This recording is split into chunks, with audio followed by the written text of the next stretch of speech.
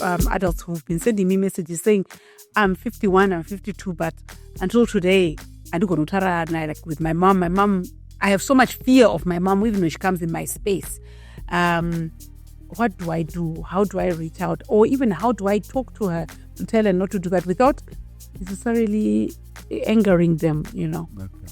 Yeah, I think you've highlighted something that's very important. Often victims of trauma become perpetrators of trauma. So if you've been traumatized, there's a high likelihood you'll do the same. So an intervention is important. And I'll just sort of break down the mental health team. In the mental health team, there are different cadres. You've got the psychiatrist, you've got the general practitioner, the family doctor, you've got the nurse,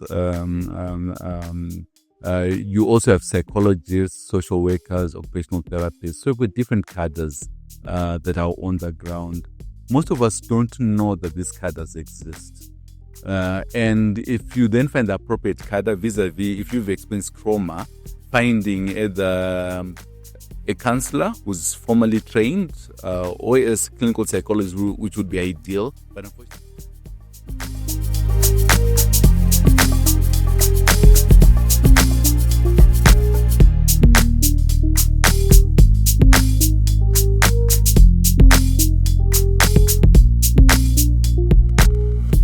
Hello everyone, welcome to another episode of Moments with Nyengeterai. I'm so excited to be here today and the conversation that we're going to have. But before that, I just want to say thank you. Thank you so much for subscribing, for sharing, for the comments.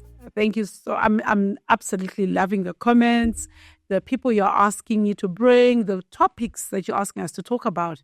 And I hope today's topic will be one of those that you really enjoy, because I've had so many people asking me and some people are saying they're scared.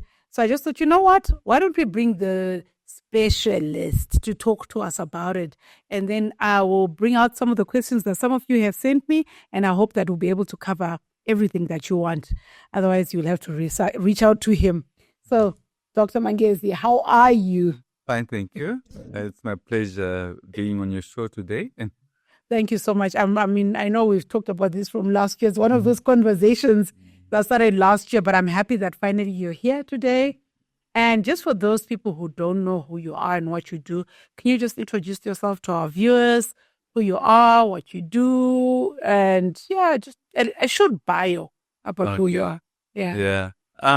Basically, I'm a psychiatrist who's a doctor who manages people who have mental health issues. I advocate for mental health, not mental illness, mental health, right? So wellness is also an aspect that I actually value and I think is very important. I also teach. I do research as well in the same domain.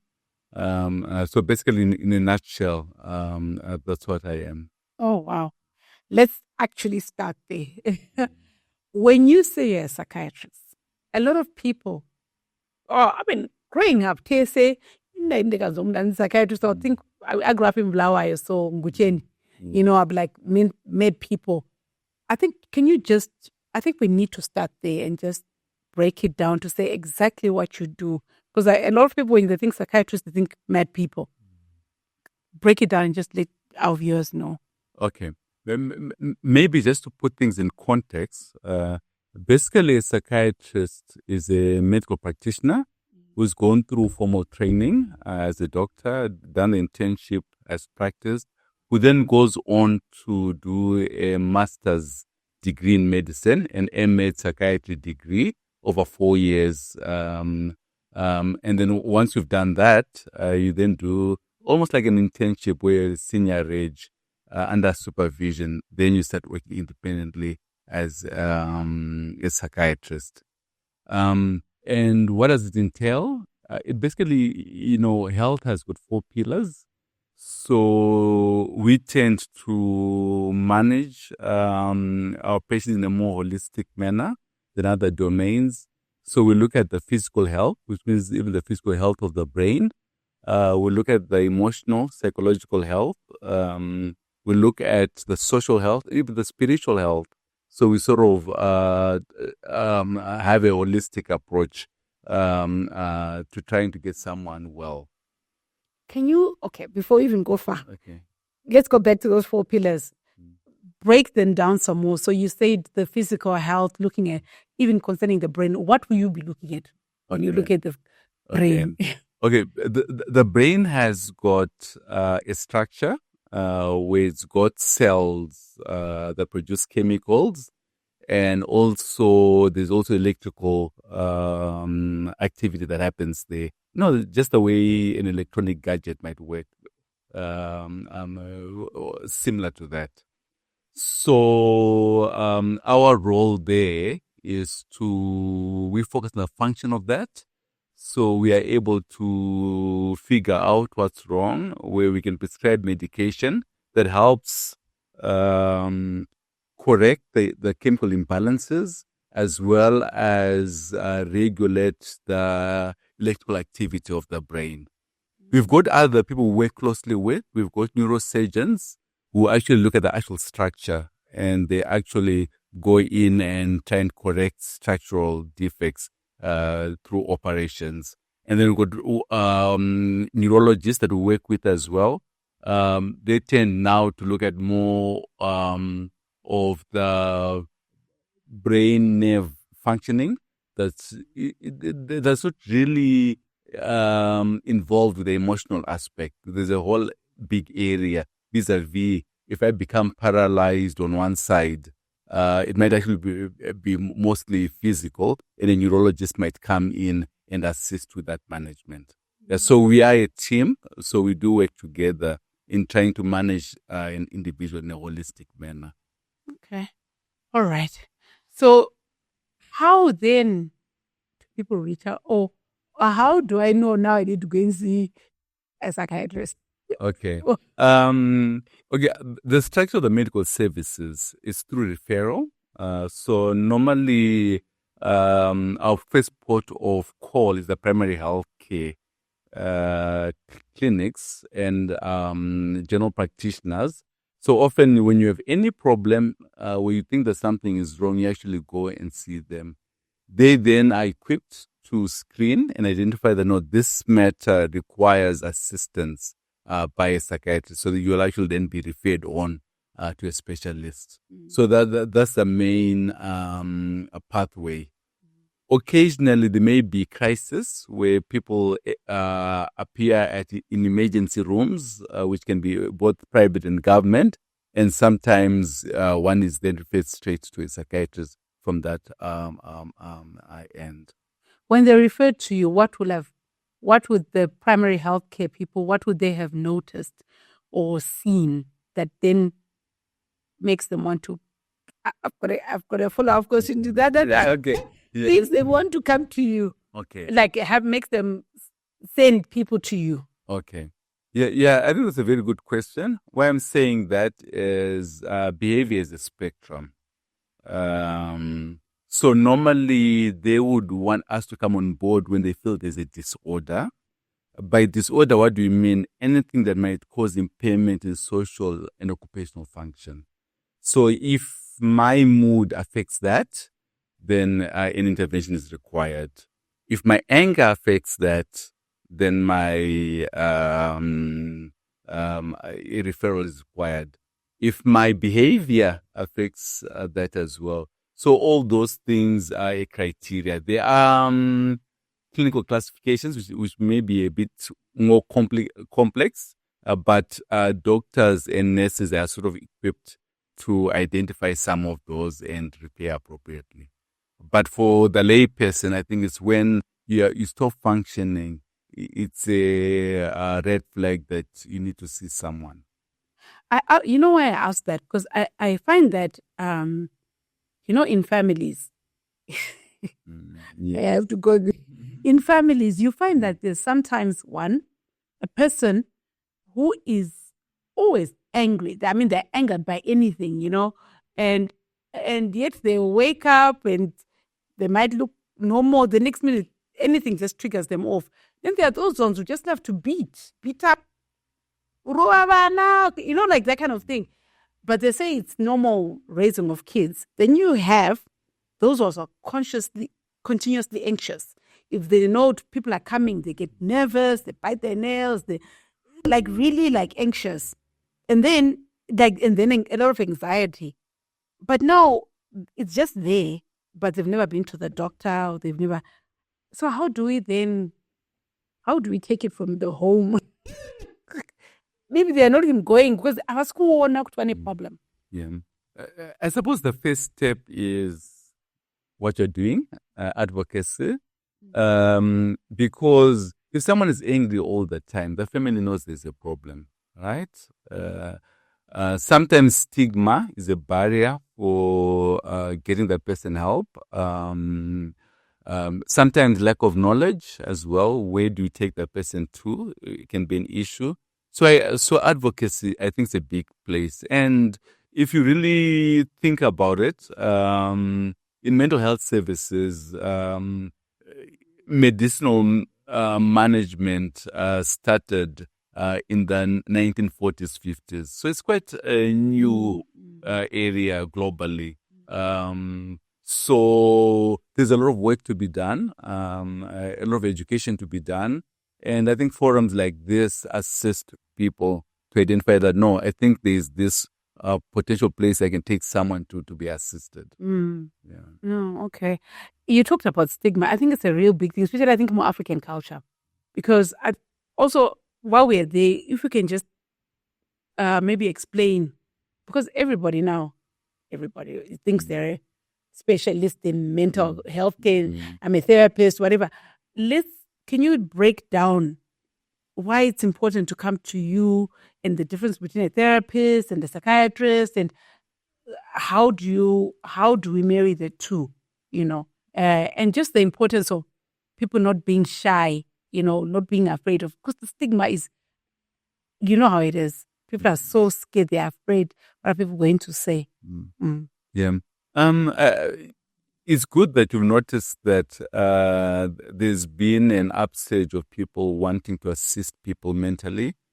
I suppose it's the aftermath of COVID, where people have realized that there's a gap, and they are trying to do the best they can in that space. Now, how do we then harmonize that? I think as awareness increases, it becomes a lot easier for people to come together and harmonize that, bring things together, bring key personnel together. It'll take time. And, at a national level, we have, our drug action plans, forums like that, spaces like that, and ensuring that all these things go into policies, into SOPs, into strategic plans, of different organizations. And I think it's slowly creeping in. But you find even in the corporate world now, whenever I go there, you hear now that there's a wellness officer. You hear now that they've got a mental health wellness policy. So we're getting there. It's a journey, but we're getting there. It won't be fixed overnight, but we are on the right trajectory. And for those maybe who don't have access to my corporate offices, let's talk my mom who's at home, or people who are my high density. I know you said my clinics, but how do we reach them? How do we make this information available to them so that they realize it's not a problem to actually go and look for help? Yeah. Yeah. I suppose we all have a role. If you engage on the social media space now, you actually find that there's always someone saying something or giving information about mental health. So I think we're getting there. There's a very good drive for advocacy. In terms of those who cannot afford, vis-a-vis who may not have resources to go to a corporate wellness clinic, our mental health services in Zimbabwe are free. So if you go to Harare Salem Gabe Hospital, there's the Harare Psychiatric Unit. perinatal hospital, there is the annex. In Bulawayo, you can either go to Ingucheni or Mpilo or UBH, United Bulawayo hospitals. If you go to Mtare, there's Ngoma Uru. And all our provincial hospitals have a psychiatric unit or a psychiatric space, designated psychiatric beds with psychiatric nurses on the ground. So we do have a structure that's there that people can access. And I think the more people become aware over time, I think people will then be able to seek help. Yeah. One of the things that we noticed, so I've been reading a lot, and I was reading this thing about how after COVID, a lot of people have stopped meeting physically, like friends, whatever. Everything's now WhatsApp, whatever. How does that impact not meeting physically and always just being online? How does that impact people, relationships? And that's number one. And two, depression. I know after COVID, there's been a high rise of depression. How can people self-diagnose to think, oh, this could be depression? Because some people can't even tell. Okay. So I'll start with the first one. I'll break it down into probably age groups, right? You've got the age group under 18 years of age. A lot of the learning is learned from play. So if a child is on a gadget, not interacting with other kids, not playing outside, they'll have challenges later on. So it's very important to always reserve time for kids to play. So therefore, there should be some sort of boundary in terms of screen time, in terms of use of the phone. So that's the young people. In the older people, you'll find that one of the reasons why there's so much depression and anxiety during COVID was the shutdowns. Because the minute you don't interact with the next human being, you are very prone to depression.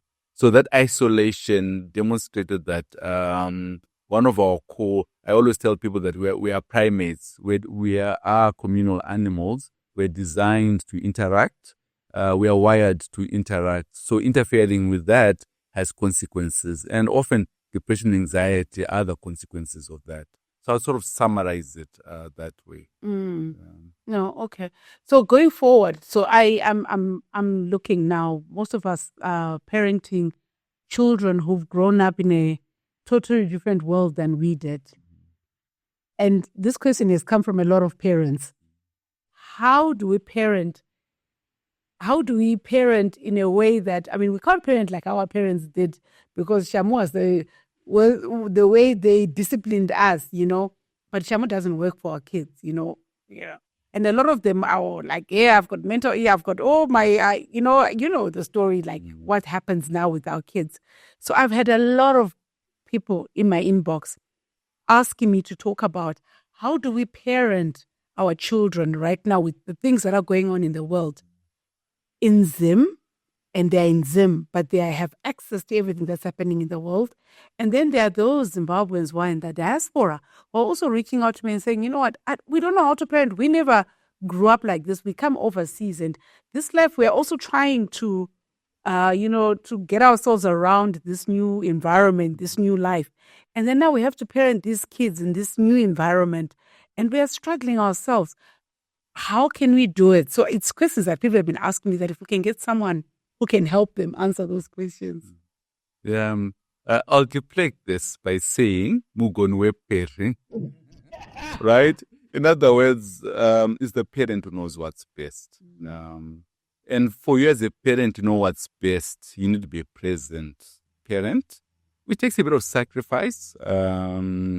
If you're working very hard to make $1 million, then maybe you need to settle for 500,000 and focus and spend some of that time with the kids. So it's all about deliberately being present as a parent. And your instincts are all natural. You've got natural instinct as a parent. You know what's best for the child. I think that saying has stood the test of time in all cultures. And if you think of it, a parent is the one after that individual is the next best person who knows them best, but they've spent most hours interacting with them. So they probably would be the next best person know what's best for the child. So I always reiterate that trust your instinct as a parent, and just make sure that you communicate to the child, which means being present, talking to them, and as you go along, they're both learning. They're also, learning to be children. So you're both learning. You're learning to be parents. You'll learn together. And basically, I think in a nutshell, so I leave the parenting to the parents. But I know you said you leave the parenting to the parents, but there's something that I want you to, you've touched on that I think we need to, I just want you to expand a bit. When you talk about being present, because most parents are chasing the dollar. Like you said, you are wanting $1 million settle for 500. A lot of parents are chasing the dollar because you're trying to saying, okay, I grew up like this, and so that so I want them to have a better life. But when we talk about being present, I think a lot of people then confuse presence. They think going on holiday without interacting is present. I think break down to parents, when you say present, could you be fully present? What are we saying in this modern environment that we're living in? Okay. So being present is being able to hold a conversation with your child, right? So in the morning, the family sits at the breakfast table. In the evening, they sit at the dinner table. If you make that as a boundary, which means that no matter what you're doing, you stop, you go home, you do that. And if it means you need to work a few hours more afterwards, you protect that time. You're protected time for that. Car runs. Yeah, I mean, if you're getting a PA to do the car runs, if you cannot spare away for 5 minutes or an hour to pick up a child, and during that journey, you actually are talking, engaging, so all that, there's a lot of time, Now, if you find yourself, you arrive home and you then find you as a parent, you're on social media, then there's a problem. So we need to have protected time. And there's a time for everything. And if you really, as a parent, schedule your time, you know what times you'll go on social media, you know what times you'll be with your children, you know what times you'll be working, but the day has 24 hours. So I think what basically I would encourage would be that we must work smart. We just don't allow the day to flow. We actually plan our days and ensure that it's structured, and we work smart. I love that. I love the structure and the making sure that it flows. So let's go on to, because this is dealing with our kids. What about in situations where the parent, I am the adult, but I have trauma from my mom, meaning that maybe the way I grew up, my mom was maybe the mother was abusive or the father was abusive, and I've grown up with this. And every time they come, I can't even face them. What would you say to that kind of adult? Because I have adults who've been sending me messages saying, I'm 51, I'm 52, but until today, I do go to Tara and like with my mom, I have so much fear of my mom, even when she comes in my space. What do I do? How do I reach out? Or even how do I talk to her to tell her not to do that without necessarily angering them, Okay. Yeah. I think you've highlighted something that's very important. Often victims of trauma become perpetrators of trauma. So if you've been traumatized, there's a high likelihood you'll do the same. So an intervention is important. And I'll just sort of break down the mental health team. In the mental health team, there are different cadres. You've got the psychiatrist, you've got the general practitioner, the family doctor, you've got the nurse, You also have psychologists, social workers, occupational therapists, so with different cadres that are on the ground. Most of us don't know that these cadres exist. And if you then find the appropriate cadre vis-a-vis, if you've experienced trauma, finding either a counselor who's formally trained or a clinical psychologist, which would be ideal, but unfortunately there are very few of them. It will not be possible for them to service the whole of Zimbabwe. But there are quite a number of courses that are out there. You've got your Christian counseling center, you've got Connect, all these different that actually certify people and give appropriate training.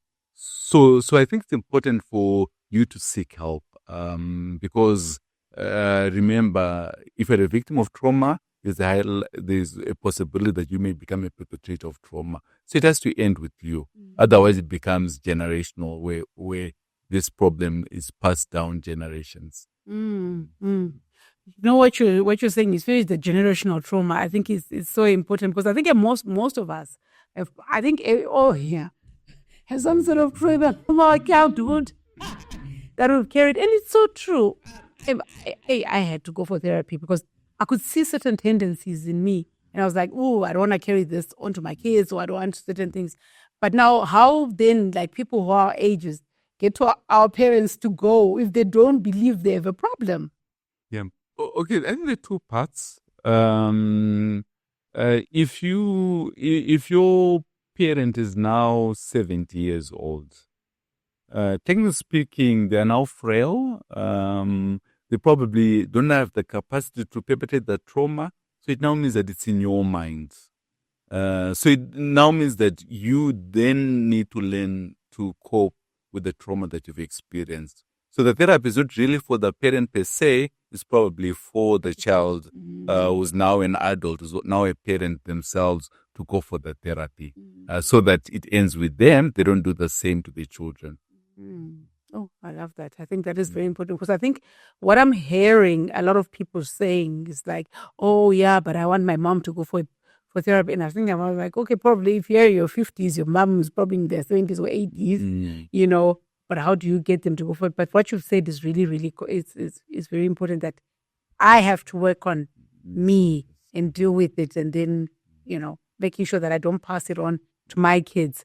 So just to close us off, I want you to just talk to our viewers in terms of the important things that they need to look out for, especially in the family setup, the things that we can do as parents or as family setups to making sure that they're not carrying around this baggage, of trauma and passing it on.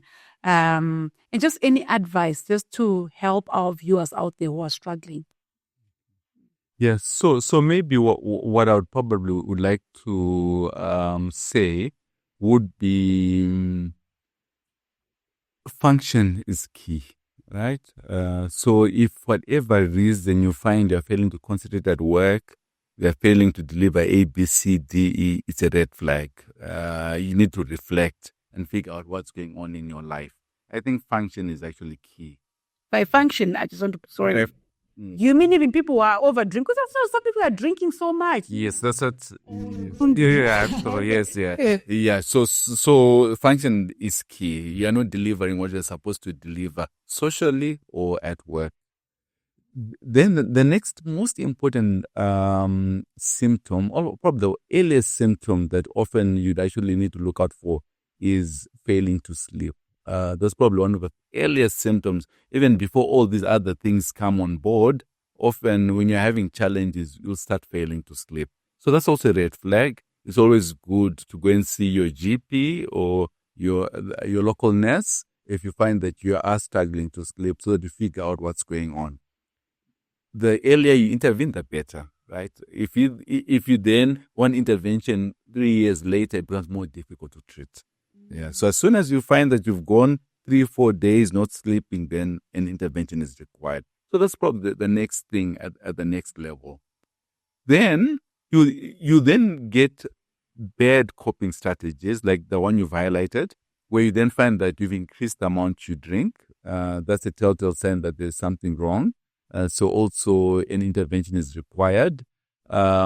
you find that you are hardly ever happy. You don't have times when you can laugh and you can interact with other people, especially if you've had consistent sadness for about 2 to 3 weeks. That's a red flag that you need an intervention. So it's important that you go and see someone.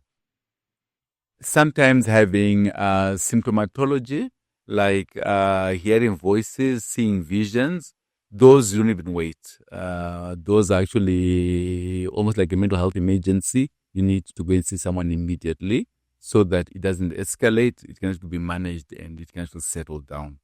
Yeah. So there are all these different things that you look at as part of the red flag that no, I need to get help immediately. Wow. Oh my gosh. Okay. Because I was not, because sure. Because there's certain people when you've seen someone, you can see, oh, this person is, these days they like drink a lot but it was people are thinking it's just social, And I think when I'm looking now in the environment in Zim, even overseas, please speak to the men, especially African men, because I think a lot of African men are carrying a lot of pressure that they just don't want to release. Or what advice would you give them, and what other symptoms besides the ones we talked about that they can also look out for? Because I think there are men who are really having mental issues, but just don't know how to address it or. Okay. Yeah, I think we've already covered most of the things. Obviously the big issue is substance misuse. If at any stage you find that you're now drinking more than your colleagues, you're needing to sneak away and take a shot of whiskey, that's a red flag. There's actually something wrong there. It may be important sometimes to realize sometimes there are things that can happen as a group. All of you might have a problem as a group. So sometimes measuring yourself against somebody else does not mean that you don't have a problem. And often, if you find that you can't get home, because like what we're talking about, there is protected time for kids. Most young kids should be in bed by 8 o'clock. So the only time you probably have to seeing them is probably 6 and 8. And if you can't be available at home between 6 and 8, that's a red flag as well. So there are all these things that are very important for men, but they need to really realize that you need help. You need to be assisted. And fortunately, more and more men are becoming more conscious of it. I think our numbers are now balancing. There was a time when our clinics used to be more females than males, but now we are finding that there's a balance. But also to be careful about thinking that men have the issue. There's also the girl child. Some of our stats below 25, some reports even show that there are instances where young girls are drinking more than young men. So that's a problem booming for the future, and that was not there 10, 15 years ago, but now we've have this pandemic that's starting as well. So the girl child drinking alcohol has become a very big issue now as well. So we need to be aware of that, and that's going to be the next generation of mothers. So we need to be aware of that as well. What do you think is the cause of this the increase in alcohol intake of these young girls? Okay, I would not say increase per se. I would say that they've equaled up to the boys, and in some instances they've overshot the boys. Prior, you were socialized not to drink. So you find that young girls who don't even desire to want to drink. But now with the new generation, they're saying we're equal to our counterparts. So what they do, we do. So that's why there's been this increased number.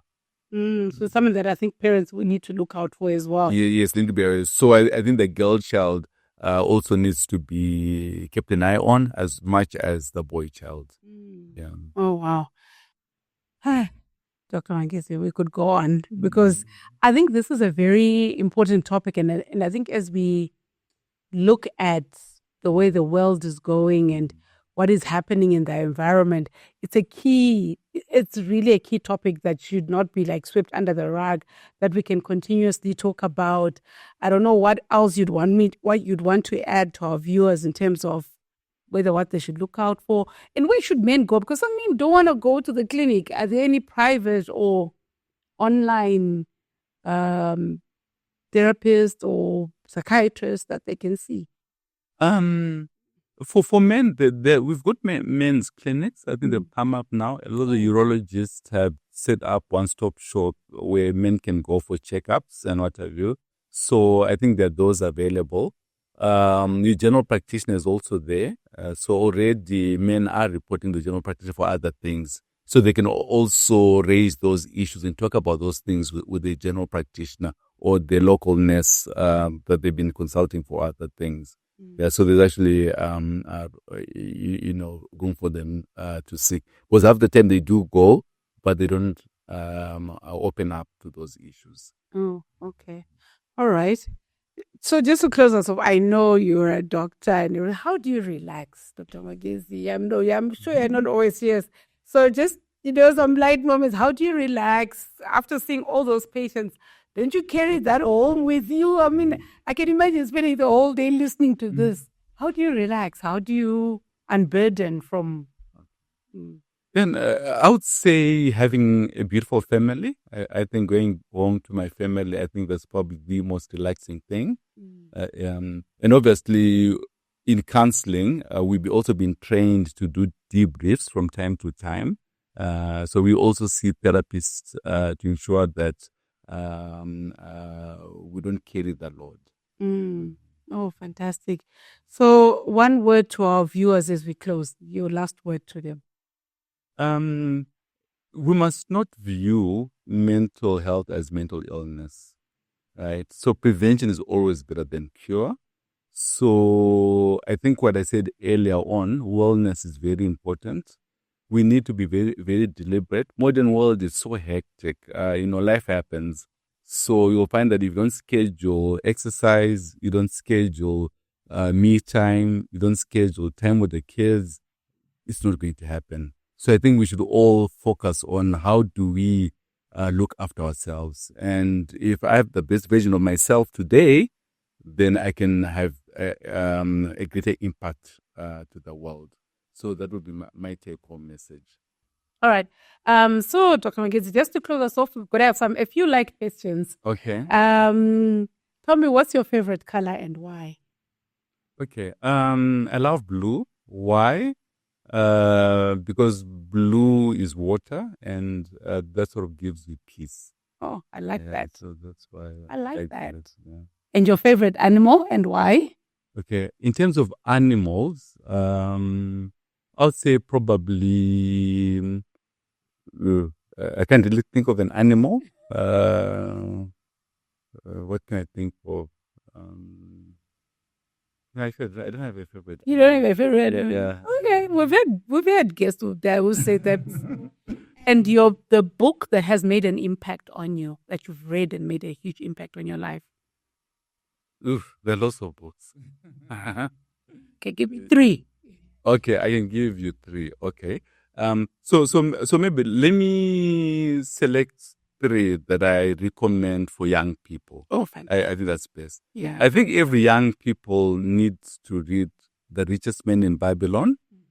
The other book is The Psychology of Money. And the third book is The Life of the Saints. Those are 3 books. The Bible, I don't call a book. Yeah, I mean, that's saying. Yes. Wow, I've read the 2. I've read The Richest Man in Babylon and The Psychology of Money. But The Life of a Saint, I've never heard. Oh, The Life of Saints. Yeah. I should look for that as well. I think I would love to read that. What is your favorite movie, all-time favorite movie that you've watched? Favorite movie? Ooh, Unfortunately, I watched so many movies. I would say the classic would be the Sound of Music. The Palm would be the classic. My daughters love the Sound of Music. I don't know how many times we watched that in the summer. Yeah, all my daughters did as well, so I watched it so many. So many seconds. Oh, wow, that's really funny. And then, if you're relaxed, and what music do you play when you're relaxing? I listen to silence. Like silence, no music Silence. when you're relaxing. Yes, if I'm on the highway driving, I switch off the radio. Wow. Silence is my music. Silence is your music. Oh, wow. That's where I find peace. That's where you find peace. Yes. You know, I used to struggle to growing. Well, even in my adulthood, I used to struggle with silence. But now, I find that I love it. I can think more, and I can hear from God's kind of like clear things when I'm Yes. silent. Yeah. So I get what you're saying. Yeah, and that's why one of my favorite pastime is swimming. Because the silence is beautiful. Wow. Also swim, yeah. Okay. If this was your last day on earth, you're about to transcend, and what is the one thing that you say, you know what, God, I'm ready to come because I have done what? I've loved. I think that's, and I think I've done that well. I'll be ready. Oh, wow. We've packed our bags. You have your passport. We have our bags. We are going to the airport. Where's the next country that you'd love to go and visit right now?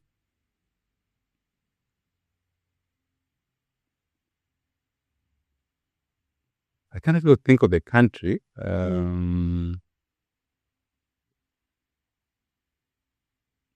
I think I've been where I want to be. You know you want to be. Yeah. So I don't have a particular preference. But domestically, there's one thing on my bucket list. I really would like to go to Chipinge. I think because I've had lots about You should go. that. You see the beauty of it. So I think on the domestic, yes. Chipinge It's beautiful. My husband is from Chipinge, so I've been privileged to. It's beautiful. You know, I mean, the scenery, the views, the greenery. You love it. And you love, especially because you love peace. You love it even more, especially early morning. Yeah. If you were to look back into life and give advice to an 18-year-old you, what is the one advice that you'd give? Continue to love.